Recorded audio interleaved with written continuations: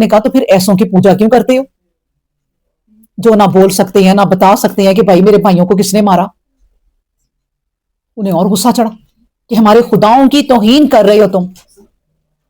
اس زمانے میں کون سا بادشاہ تھا؟ نمرود۔ نمرود اپنے آپ کو خدا ہی کہتا تھا کہ میں خدا ہوں، بتوں کی بھی پوجا کرو، میں بھی تمہارا خدا ہوں۔ اور جس نے یہ پوری کائنات بنائی اس کو بھولے بیٹھے ہوئے۔ کیوں ان کا دماغ نہیں کام کرتا تھا اس وقت؟ یہ ستارے کہاں سے آئے ہیں، یہ چاند کہاں سے آتا ہے، یہ سورج کہاں سے آتا ہے؟ ان کا نہیں دماغ کام کرتا تھا یہ کائنات کیسے چل رہی ہے بھائی؟ ابراہیم یہی انہیں احساس دلا رہے تھے۔ ابراہیم نے کہا بھائیو میں نے تو چاند پہ بھی غور کر کے دیکھ لیا، وہ بھی ڈوب جاتا ہے، میرا رب تو ڈوب ہی نہیں سکتا۔ میں نے تو ستاروں پہ بھی غور کر کے دیکھ لیا، ستارے صبح ہوتے ہیں غائب ہو جاتے ہیں، میرا رب تو غائب ہی نہیں ہو سکتا۔ سورج کو بھی دیکھ لیا۔ بس بات یہ ہے کہ جو سب وہ ہستی جو ان سب چیزوں کو چلا رہی ہے وہ ہے میرا رب۔ انہوں نے دماغ کا استعمال کیا نا، انہوں نے اللہ نے جو انہیں عقل دی اس کا استعمال کیا نا کہ نہیں نہیں بھائی، نہ سورج میرا رب ہے، نہ چاند میرا رب ہے، نہ ستارے میرے رب ہیں، میرا رب وہ ہے جو ان سب کو چلا رہا ہے۔ تو کوئی بھی غور کرے اللہ اس کی عقل چلا دے گا۔ آپ غور کر لیں، میں غور کر لوں، اللہ ہمیں بہت کچھ سمجھا دے گا۔ اللہ سمجھائے گا ایسے بندے کو جو غور و فکر کرنے والا ہوگا۔ تو انہوں نے ان سے کوئی جواب نہ بن پایا، لیکن کیا جواب بن پایا؟ بھائی اس کو قتل کر دو یا اس کو جلا دو۔ تو آگ میں پھینکا تھا۔ سوچیں ان کے بتوں کو مارا، اتنا غصہ انہیں کہ انہوں نے کہا ایک آگ تیار کرو۔ نمرود نے کہا ایک بہت بڑی آگ تیار کرو، اس کے اندر ابراہیم کو ڈالو۔ جب انہوں نے کئی دن ساری قوم نے لکڑیاں اکٹھی کر کر کے وہ آگ جلائی تو اس آگ سے خود بھی گھبرا گئے تھے کہ وہ آگ میں اب ڈالیں کیسے بھائی۔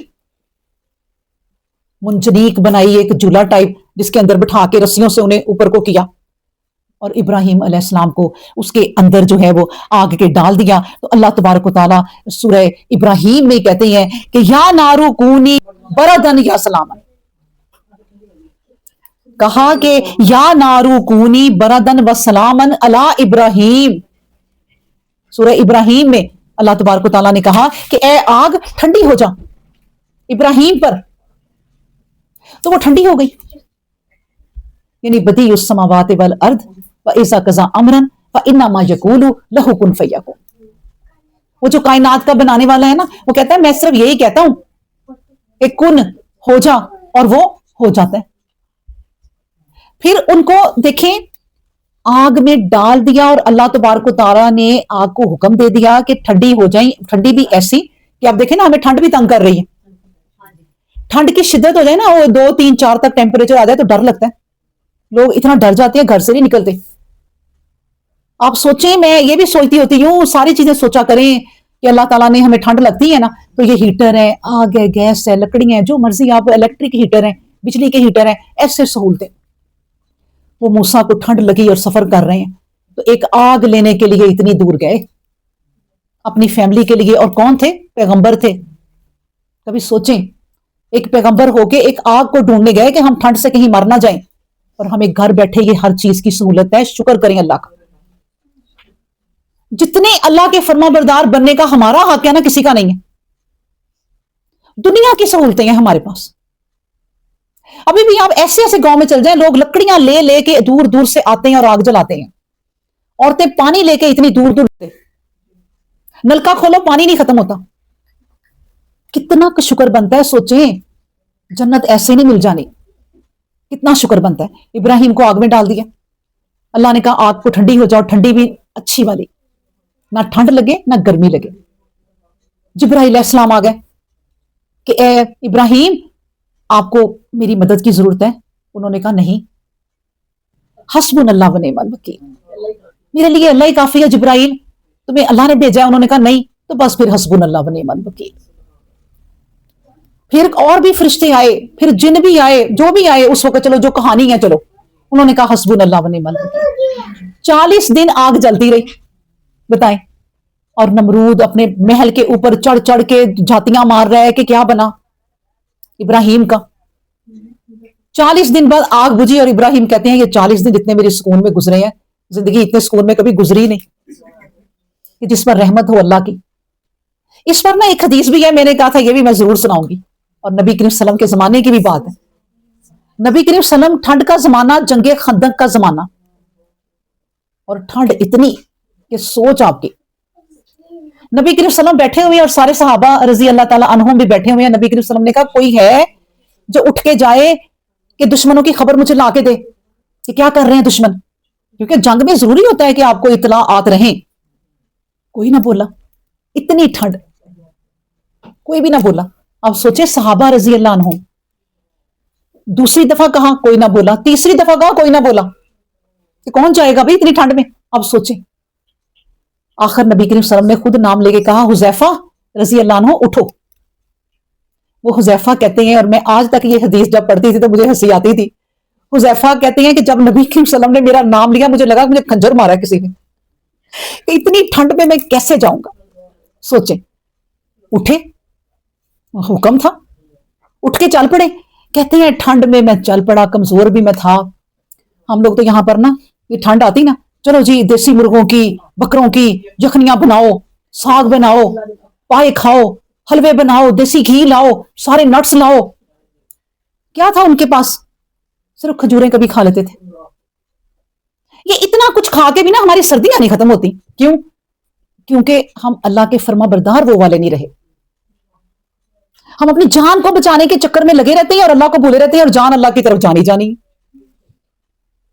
کچھ چیزیں ہیں جو ہم اپنی صحیح کریں اور زندگی کو صحیح ڈگر پہ لے آئیں, پھر اللہ ہمارے ساتھ ساتھ ہوگا. وہ کہتے ہیں میں پھر اٹھ پڑا, چل پڑا. کہتے ہیں اس ذات کی قسم جس نے مجھے پیدا کیا, حذیفہ کہتے ہیں کہ میں چل پڑا اور مجھے ایسے لگ رہا تھا میں گرم حمام میں ہوں, مجھے گرم ہواؤں نے گھیر لیا. میں اتنا خوش کہ میں تو ٹہلتا ہوا جا رہا, اور میں نے ساری خبریں لی کہ دشمن بڑے پریشان ہیں, ہانڈیاں ان کی پک نہیں رہی, ٹھنڈی ہوائیں چل رہی ہیں, خیمے ان کے گر رہے ہیں. سامنے میرے اتنا بڑا دشمن, کہتے میرا دل چاہ رہا میں آرام سے اسے تیر مار کے مار سکتا تھا, لیکن حکم نہیں تھا, کہا تھا صرف خبر لے کے آؤ. یعنی اتنا وہ ہو گئے, اللہ نے ان کی اتنی مدد کی. صرف دیکھیں بات یہ ہے کہ اٹھنے کی دیر تھی, حکم ماننے کی دیر تھی. نہ مانتے تو ٹھنڈ لگتی ہی رہتی. صرف اٹھنے کی دیر ہے, وضو کرنے کی دیر ہے ٹھنڈے پانی سے. جب ٹھنڈے پانی سے اٹھ کے وضو کیا جسم بہت پیارا ہو گیا, نماز پڑھ لی اور فریش ہو گئے. سوچنے لگ گئی یار میں کوئی کام ہی کر لوں, کوئی میں کچن کا کام کر رہا ہوں, میں تو ٹھیک ہوں. صرف وہ وضو کرنے کی دیر تھی. بات یہ ہے کہ اللہ پہلے وضو نہیں کرائے گا کہ آ کے ہاتھ پکڑ کے وضو کرا دے, اٹھنا پڑے گا, مدد آ جائے گی. یہ ایک نہ قانون ہے اللہ کا, وہ نہیں اللہ توڑے گا. چل کے آؤ گے تو مدد آئے گی, چلو گے وضو کرنا آسان کر دوں گا. ارادہ کرو گے تو میں تمہارے ساتھ چل پڑوں گا. ارادہ ہی نہیں کرو گے, ایسے منحوسوں کی طرح بیٹھے رہو گے, گندی عورتیں بیٹھی رہیں گی, کئی دن نہائیں گی نہیں, نماز کی طرف کیا آنا ہے, تو اللہ کیا ان کی مدد کرے گا؟ تکے گا بھی نہیں, بے مدد چھوڑ دے گا انہیں کہ جاؤ. تم نے اٹھ کے کوئی اپنی زندگی سنوارنے کا سوچا ہی نہیں. تو کوئی اپنی زندگی سنوار لو گے, اٹھ کے نہا لو, پاک ہو جاؤ. عورتیں نہا کے ماشاءاللہ اتنی بڑی بڑی عمر کی, یہ ہماری رضیہ ماشاءاللہ نہا کے مسجد پہنچتی ہیں, اللہ مدد کرتا ہے نا, دوڑی پھرتی ہیں. اور جوان لڑکیاں گھر میں رضائی میں گھسی بیٹھی رہتی ہیں کہ کون نہائے, پاگل ہیں یہ لوگ, تو پاگل ہیں یہ لوگ. تو وہ کہتی ہیں کہ جو ٹھنڈے پانی سے نہا رہی ہیں. یہ نہیں کہ وہ خود پاگل ہیں اور حکم الہی سے دور ہیں, اور اللہ اب ان کی کوئی مدد بھی نہیں کرے گا. کہہ دیا اللہ نے کتنی بڑی بات کی, اولئک یئیسوا من رحمتی, میں نے اپنی رحمت سے انہیں خود ہی مایوس کر دیا, جاؤ نکل جاؤ یہاں سے, انہیں میں کوئی امید نہیں دلا رہا. اللہ اکبر. تو بات کیا ہو رہی تھی کہ آگ میں چلے گئے. اب جب 40 دن کے بعد آگ بجھی.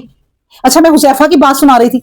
حذیفہ رضی اللہ تعالیٰ عنہ کہتے ہیں کہ جب میں واپس آیا اسی طرح گرم حمام میں, مسجد کے دروازے پہ آیا اسی طرح کی ٹھنڈ, مرنے والا ہو گیا. مسجد میں جا کے کہا نبی کریم صلی اللہ علیہ وسلم کو ساری خبر دے دی. دیکھیں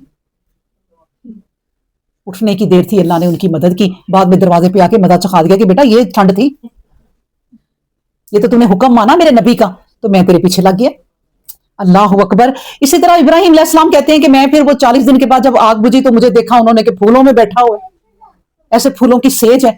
تو پھر وہ خود اس وقت بھی کیا ہوا تھا, فما کانا جوابہ قومہ, جوابہ قومہ, پھر قوم کو کوئی جواب نہ سوجا, صرف یہ انہوں نے کہا ابراہیم یہاں سے چلے جاؤ. یعنی ان کی توہین ہو گئی, بادشاہ ہار گیا, نمرود کچھ نہ کر سکا.